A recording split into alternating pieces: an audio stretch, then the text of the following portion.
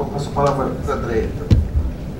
Bom, eu queria começar a minha fala dizendo que eu vou cumprir parcialmente o que foi demandado, porque o nosso painel trata mais especificamente de conhecimentos tradicionais, mas eu vou me permitir continuar na linha das apresentações que nos precederam, falando um pouco da visão do Ministério do Desenvolvimento sobre as indústrias criativas.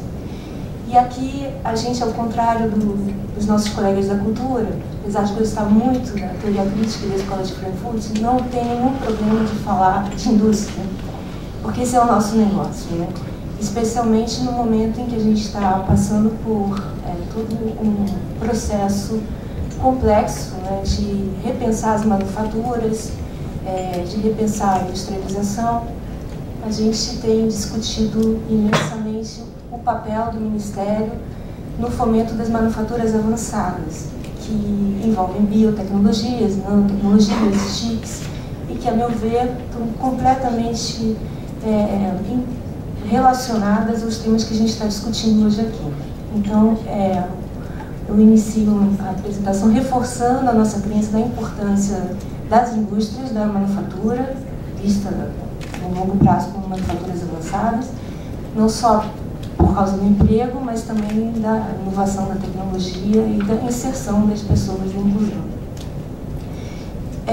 A secretária Cláudia colocou na apresentação dela a importância do momento que a gente está vivendo do desenvolvimento do plano de economia criativa, né? E colocou os 19 setores que estão se institucionalizando no âmbito do Ministério da Cultura. No nosso âmbito, a gente está coordenando nesse momento o Plano Brasil Maior, e são coincidentemente 19 setores ao todo. Mais 9 conselhos sistêmicos. A gente está falando aqui de alguma coisa em torno de 900 pessoas no momento, trabalhando, pessoas que vêm do governo, da sociedade civil e da indústria e dos empresários, trabalhando em torno de 19 mais 9 setores. Muitos deles relacionados aos temas que a gente está aqui. Para listar alguns, eu gostaria de mencionar o setor de TICs, né? A gente também tem um conselho de competitividade de têxtil, moda, calçados e gemas. Dois setores ligados à logística, turismo e serviços, mais todo o complexo de saúde, para voltar um pouco ao tema da mesa, que são os conhecimentos tradicionais, e agroindústria, onde cada um desses tem vários subgrupos. Só na agroindústria são 10 subgrupos, e eu saliento 2 aqui que tem a ver com o tema apicultura, que tem uma inserção grande da pesca e para lembrar não só as indústrias criativas, mas também o conhecimento tradicional, e vinhos, entre outras coisas, além do... Então, os temas que a gente está tratando aqui perpassam transversalmente muitos setores do Plano Brasil Maior. Além disso, nos sistêmicos, as indústrias criativas entram fortemente no Conselho de Competitividade de Inovação, de Desenvolvimento Regional, de Relações de Trabalho e de Investimento. Então, a primeira alerta que eu gostaria de colocar aqui é que o desafio não é só criar novas institucionalidades, mas como foi levantado nas duas mesas, trabalhar muito na articulação do que nós já estamos fazendo. Né? O nosso colega Ana Maria do Sebrae mencionou o fato de que participa do Plano Brasil Maior. Então, um primeiro desafio importante para a gente pensar no âmbito do que a gente está discutindo é como a gente vai integrar o Plano Brasil Maior ao Plano Brasil Criativo. Né? A gente tem que trabalhar nesse sentido. A gente avançou muito na história da governança, né? da PITSE para PPP para o Plano Brasil Maior. A governança deu um salto enorme, porque coordenar o trabalho de 900 pessoas vindos desses 3 setores não é algo trivial. Mas a questão dos conhecimentos tradicionais e a questão da indústria criativa mostram que a gente ainda tem muito a fazer. E a convergência desses dois planos é essencial. Bom, no âmbito do nosso Ministério, no Ministério do Desenvolvimento, foi falado aqui que tanto as indústrias criativas quanto os conhecimentos tradicionais são tratados do sistema MEDIC por diversos órgãos, né? O INPI tem aí quase 20 anos de trabalho tentando assegurar que os conhecimentos tradicionais sejam efetivamente protegidos, né? E um trabalho muito forte mais recentemente no sentido de criar efetivamente as condições para a denominação geográfica, né, de origem e indicações de procedência.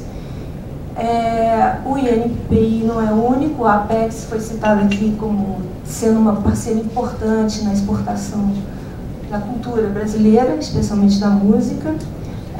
O Inmetro estava fazendo um trabalho muito importante para indústrias tradicionais, mas já pensando nas indústrias criativas, de criar um sistema de certificação de origem de conteúdo local, porque é muito difícil certificar o conteúdo local.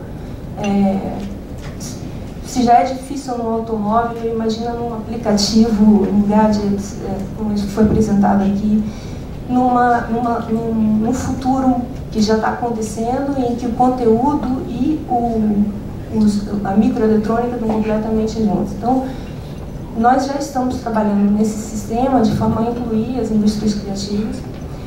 E dentro do sistema MEDIC, o próprio MEDIC, né, a Secretaria de Inovação e a Secretaria de Desenvolvimento Produtivo, tem um papel, já várias gestões muito forte em moda e design. Nós somos responsáveis pela Bienal de Design, junto com os nossos colegas da cultura, que esse ano vai ser em Belo Horizonte.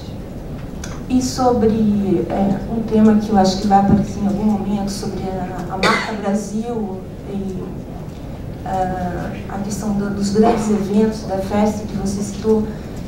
Nós estamos, junto com a cultura também, contratando um grande estudo especificamente sobre as 12 cidades da Copa, sobre o papel do design nessas 12 cidades. E a gente espera que isso tenha frutos assim, muito imediatos. Agora, dentro do sistema MEDIC, o grande stakeholder assim, no apoio às indústrias criativas é o BNDES. E aí entram não só os fundos não reembolsáveis, que não são só os fundos de cultura, mas é o Fundtech, né, o Fundo de Tecnologia, que por outras vias chega a medicina tradicional, chega a uma série de outras coisas que estão aqui no âmbito do debate desse painel, né, de conhecimentos tradicionais, e fármacos, né, biotecnologia, mas também o Fundo de Cultura e o BNDES, que de uns 4, 5 anos para cá reformulou o seu departamento de cultura, passando não com recursos não reembolsáveis, mas passando a ver efetivamente uma economia da cultura de uma forma mais sistêmica e criando linhas e apoiando fortemente audiovisual, música e outras cadeias. E também a gente tem trabalhado no BNDES, que faz parte do sistema MEDIC, muito fortemente com a APLs, a Helena Lastres foi citada aqui, e a questão dos entornos, dos grandes projetos, que tem um espaço muito grande para a cultura também. O conceito de entorno, que é um conceito novo, difícil de ser aplicado numa instituição, né, que está comemorando seus 60 anos, mas tem uma visão, às vezes, de 60 anos atrás, né, de entender as coisas setorialmente e não transversalmente. E aqui eu aproveito para sugerir também que nesse debate a gente, além do conceito de transversalidade, além do conceito de diversidade, a gente em algum momento inclua o conceito de alteridade e de efetividade, né, de pensar que nós estamos discutindo não só como de um ponto de vista utilitarista, né, mas de um ponto de respeito à cultura tradicional, entre outras coisas, e de forma inclusiva, para não tornar isso essa cultura tradicional um gueto. Isso tudo é muito complicado numa instituição como o BNDES e os outros entes do sistema MDIC, que são instituições setoriais, né? Eu até lanço uma provocação de se é que a gente deve realmente falar de setores quando está discutindo indústrias criativas e conhecimento tradicional. Então, esses é o contexto que nós vemos, tanto do ponto de vista do sistema MDIC quanto do ponto de vista do Plano Brasil Maior. Hoje a gente está trabalhando essa temática da indústria criativa. Os desafios que foram colocados aqui são exatamente os mesmos que a gente encontra. Primeiro, tem um grande desafio de entender melhor essas cadeias. Como eu falei, acho que não devem ser vistos como setores, mas como cadeias. Complexas cadeias que se interligam. Talvez a gente, como alguns de nós aqui, economistas, tenhamos que abandonar um pouco essa metáfora do tableau économique, que vem lá do século XVIII, que vai dar na matriz de insumo e produto, que vai dar numa visão de PIB, para talvez absorver uma visão mais rhizômica, né, de como as cadeias se interligam. E precisamos, isso é fundamental para a gente poder abrir a cabeça e chegar aos dados que efetivamente interessam, para uma ação prática, né? Então, o primeiro desafio a gente tem muito dado, mas como nossa cabeça está muito focada numa visão de setor, a gente não dá conta dos dados de uma forma apropriada. Então, eu colocaria isso como o primeiro grande desafio. O segundo é um desafio de articulação. A gente tem muito plano, a gente tem as instituições apropriadas, a gente tem parcerias formuladas, né? Inovação, por exemplo, o BNDES e o SEBRAE estão investindo 1,5 bilhão em formação tecnológica em 23 institutos. Então, recursos para inovação no Brasil hoje são muito grandes.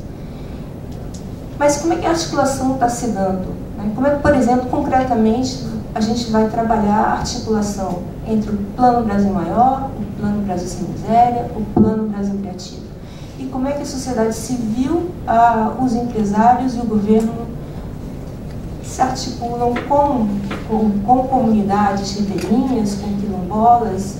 O conhecimento tradicional não aproveito aqui para fazer uma outra provocação, não é uma coisa da Amazônia, não é uma coisa que tem a ver com as cidades. E isso é um ponto que eu acho que não foi levantado aqui, que eu gostaria de mencionar. A articulação com a política urbana é fundamental, o papel das cidades digitais compreender isso.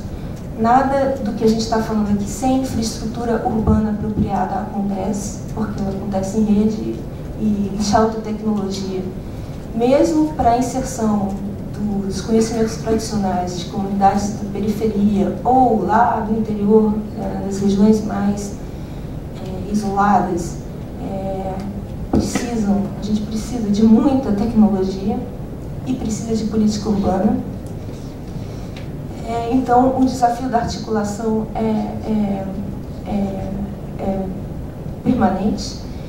E, para concluir, eu salientaria que, mais do que regulação, quando a gente pensa em efetividade, a gente tem que pensar de fato nas formas de financiamento, de investimento. Fazer uma revisão das instituições, ver se os fundings dessas instituições são apropriados e tomar muito cuidado com medidas que têm acontecido na área de cultura. Por exemplo, atualmente a gente está discutindo a PEC da música, de desoneração tributária. A gente tem que sair dessa política do pires na mão e passar por uma política de efetivamente criar instituições que sejam robustas e duráveis, que tenham fundings razoáveis. Isso vale também para os conhecimentos tradicionais. Não era isso